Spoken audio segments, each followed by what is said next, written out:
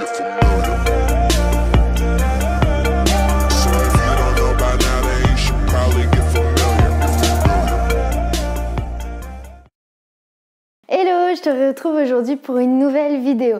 Aujourd'hui, je te propose une séance d'échauffement. Comme tu dois le savoir, l'échauffement est essentiel avant de faire une séance de sport pour diminuer au maximum les risques de blessures. Donc le temps et l'intensité qui est dédiée à ces séances dépend des individus. Certains auront besoin de plus de cardio, d'autres plus de rotation des articulations douces. Voilà, mais tout ça, tu risques de le découvrir au fur et à mesure d'en faire et de tester certaines choses. Aujourd'hui, donc, je te propose une séance basique qui échauffe le corps entier et qui regroupe les 3 méthodes nécessaires pour faire une bonne séance d'échauffement. Dans cette séance, tu vas donc retrouver des mouvements de rotation pour échauffer les articulations. Tu vas également avoir des mouvements qui miment les exercices qui vont suivre certainement la séance qui arrive. Et pour finir, des exercices qui montent le cardio, qui réchauffent le corps. Surtout en cette période hivernale où du coup la chaleur ambiante est plutôt fraîche. Les risques de crampes, les risques de déchirure sont accrus étant donné qu'avec le froid, les muscles se tendent, d'accord ? Je parle d'expérience, ça m'est arrivé il y a quelques semaines, je ne me suis pas échauffée suffisamment, j'étais encore froide quand j'ai commencé ma séance et j'ai dû arrêter certains exercices suite à une crampe au niveau de l'adducteur. Donc attention à ça, échauffez-vous bien, c'est très important.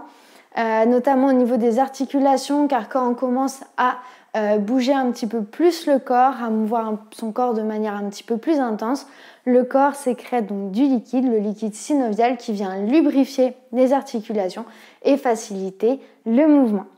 On se retrouve tout de suite du coup avec la séance. Bon, je te rassure avec tout ce que je vais te montrer, la séance d'échauffement ne doit pas dépasser 5-10 minutes, en tout cas celle-ci. Je le répète encore une fois, suivant les personnes, l'échauffement doit peut-être être un petit peu plus long ou un petit peu plus court. Surtout, écoute-toi. Celle-ci, moi, je la fais quand je fais mes séances, je la fais avec mes coachés et ça prend à peu près 5-10 minutes parce qu'on est assez actif. L'idée, c'est de se réveiller. Donc, pour la séance d'échauffement, je commence toujours avec des petites rotations des articulations. Comme je te le disais, c'est assez rapide, tu peux compter pour chaque exercice à peu près 10 répétitions. Après, comme je te le disais, ça dépend aussi de chacun. Certains auront besoin d'un peu plus de répétitions que d'autres. Il faut que tu sois vraiment à l'écoute de ton corps, de la chaleur qui monte, de à quel point tes articulations se bougent. Est-ce que c'est souple? Est-ce que tu te sens un petit peu raide? Vraiment, s'écouter. Ensuite, donc, on a fait les poignets, les coudes et les épaules. Je continue avec le bassin et je passe ensuite directement aux chevilles. Les genoux, ça va être notre transition entre le mouvement souple de l'articulation et commencer à retrouver les patterns de la séance qui suit. Donc là, je te présente une séance d'échauffement pour tout le corps. Bien évidemment, si tu travailles que le haut ou que le bas, tu n'es pas obligé de passer autant de temps à travailler les restes du corps. Tu fais le tri.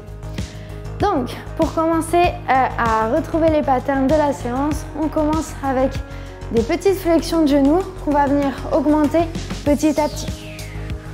Donc, pied un petit peu plus large que le bassin. On enroule bien les fesses en arrière comme sur un squat. Et on descend. On essaye déjà de travailler sa connexion neuromusculaire, c'est-à-dire le cerveau qui pense à serrer les fesses, à pousser dans les cuisses pour venir faciliter notre travail de la séance. Une fois qu'on arrive sur des squats complets ou sur le maximum de descente qu'on peut avoir, on passe sur un petit travail de ouverture de hanche. Donc on ouvre le genou et ensuite on ferme, on pose sur le sol. Je recule un petit peu, on ouvre le genou et on ferme, on pose. D'accord, le talon reste un maximum posé. Si c'est trop dur et qu'il n'était pas aussi bas, n'hésite pas, c'est possible aussi en haut. Et à ce moment-là, tu tournes un petit peu le talon, c'est pas grave, petit à petit, tu descendras jusque là. Ensuite, on remonte et on s'attaque au haut du corps. Pour le haut du corps, j'aime bien travailler avec des élastiques, mais juste avant, je fais un petit travail ici de stabilisation bassin abdominaux. On serre les fessiers, on serre les abdos et on vient balancer les épaules. Ok? Donc ici, tu peux le voir, le reste du corps ne bouge pas. D'accord? Je ne suis pas en train de me balancer, c'est bien fixe. Pour travailler cette stabilisation, tu peux aussi te mettre face à un mur, le plus près possible, les bras au-dessus de la tête et tu fais un squat. Donc ça a l'avantage de travailler tout le corps et de monter un petit peu le cardio aussi. Ensuite, donc, je prends mon élastique, je prends plus ou moins large suivant la force que je vais avoir, la résistance que je vais avoir et on part pour du tirage. Donc ici, tu ouvres les bras et tu refermes. Tu dois sentir dans le dos les omoplates qui se rapprochent et qui reviennent. Ok? Donc là, avec cet exercice, tu viens mobiliser l'arrière d'épaule et le dos en général. L'exercice contraire, donc pour travailler l'avant, tu mets l'élastique derrière et cette fois-ci, tu fermes et tu réouvres. Tu ne vas pas avoir des grandes sensations sur celui-ci, mais ça échauffe quand même et tu retrouves quand même le pattern d'un développé couché par exemple. Donc n'hésite pas à croiser même les mains pour accentuer le travail et on est reparti pour de nouveau 10 répétitions à peu près. Hop, là j'ai à peu près travaillé tout l'ensemble de mon corps. Avant de passer au cardio, moi j'aime bien solliciter les petits muscles que j'ai vraiment envie de sentir pendant ma séance, notamment les moyens fessiers. Pour les moyens fessiers, il y a plein d'exercices qui existent. En échauffement, il y a 2 exercices que j'aime vraiment beaucoup. C'est soit la marche ici en squat, parce que ça fait aussi monter le cardio. Ok, on envoie. Ça peut servir de passerelle pour le cardio, soit au sol. Relevé de bassin et ici, on ouvre, on ferme. Donc ça, c'est le passage dans ma séance d'échauffement pour vraiment venir solliciter les petits muscles ou le muscle que je veux venir travailler, surtout dans la séance. Ok? Et ensuite, on termine avec un petit peu de cardio. Normalement, avec tout ce que tu as déjà fait, ça a déjà monté un petit peu, mais on fait une dernière couche, surtout en hiver, pour venir réchauffer tout le corps et être vraiment au taquet. Tu peux soit faire des jambes à sauter, mais pas obligé, c'est si tu aimes ça. Tu peux aussi venir faire des genoux, ça permet aussi de travailler les abdominaux. Ça peut être 10 secondes, tu marches, hop, tu reprends 10 secondes, tu marches et tu fais ça 3 fois. Et donc comme je te disais, ça peut être de la marche avec élastique ou aussi des squats sautés. Ok? L'idée c'est vraiment de monter le cardio et la chaleur générale du corps. Voilà pour aujourd'hui, on a terminé la séance. Pour te faire un petit récapitulatif des choses importantes dans une séance d'échauffement, si tu veux créer ta séance, si tu veux essayer des choses, tu dois quand même avoir de 1 des exercices donc de mobilisation calme des articulations, donc des petites rotations, voilà, du réveil musculaire.